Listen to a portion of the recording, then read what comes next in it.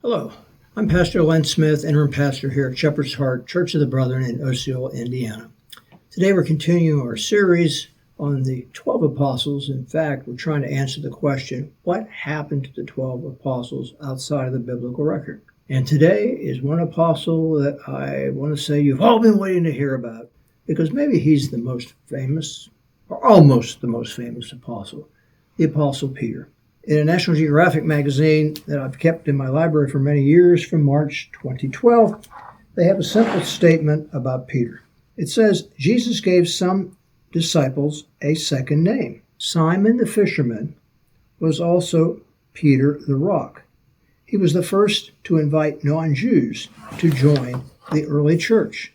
Many of us know the Roman Catholic Church traces the authority of the Pope back to Peter, for it's alleged that he was bishop of the Church of Rome when he died. Tradition says that the Basilica of St. Peter in Rome is built over the spot where he was buried. Modern excavations under the ancient church have found a very old Roman cemetery and some graves hastily used for Christian burials. And a careful reading of the Gospels and the early segments of the book of Acts would tend to support the tradition that Peter was indeed a leading figure of the early church.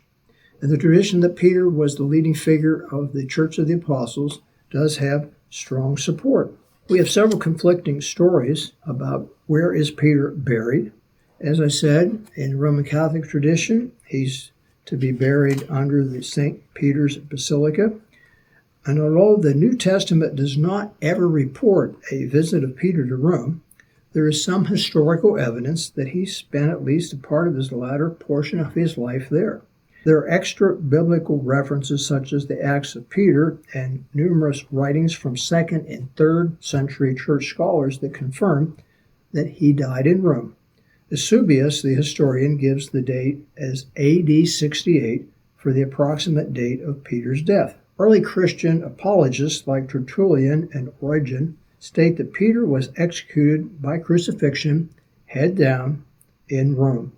They say that he was one of thousands of Christians who died under Nero's persecution. In all probability, he was executed at the Neronian Gardens, where the estate of the Vatican is now located.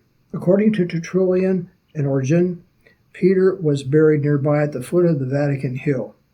Gaius of Rome, in 3rd century AD, mentions his grave. It's said that Peter's remains were taken to a vault on the Appian Way when the Emperor Valerian began his persecution of the Christians about the year AD 258. There his bones rested with those of Paul, safe from the emperor's threatened desecration of Christian burial grounds. It is said that later his remains were returned to their original grave about AD 325.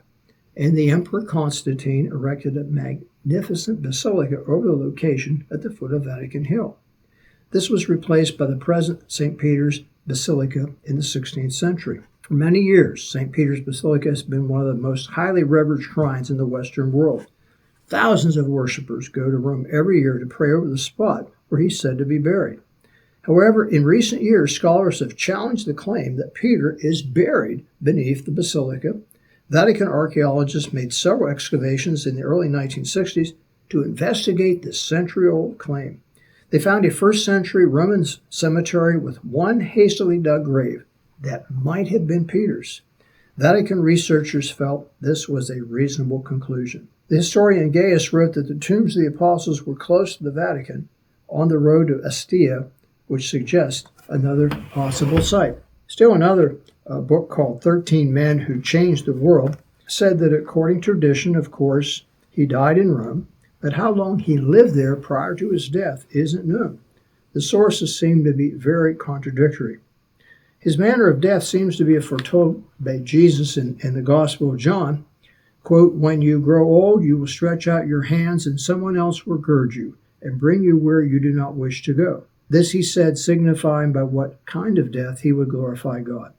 And that comes from the Gospel of John, chapter 21, verses 18 and 19 in the American Standard Bible. Of course, he was crucified, but whether he was crucified upside down, as tradition tells us, is also debatable. Perhaps the legend, which recounts Peter's arrival in Rome, has some truth behind it. He did arrive at Rome during a time of heavy persecution. Peter probably witnessed other Christians being martyred, and he fled.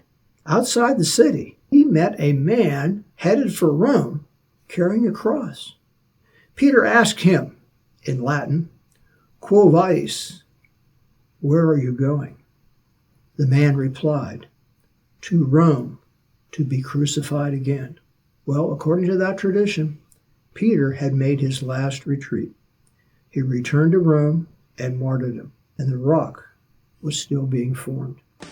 Thank you again for tuning into our series on what happened to the apostles. And we encourage you to worship with us in person at 10 a.m. on Sunday mornings, or join one of our 9 a.m. life application classes. And if you happen to be a person that mornings are hard for you, we've got an answer for that. You can come to our 5 o'clock p.m. Bible study. We're studying the book of Proverbs, and we encourage you, after that Bible study ends at 5:15, after a 15-minute intermission, we have a prayer meeting from 6 o'clock to 6:30 p.m. on Sunday evenings. Again, thank you for watching, and tune again for another segment of What Happened to the Apostles.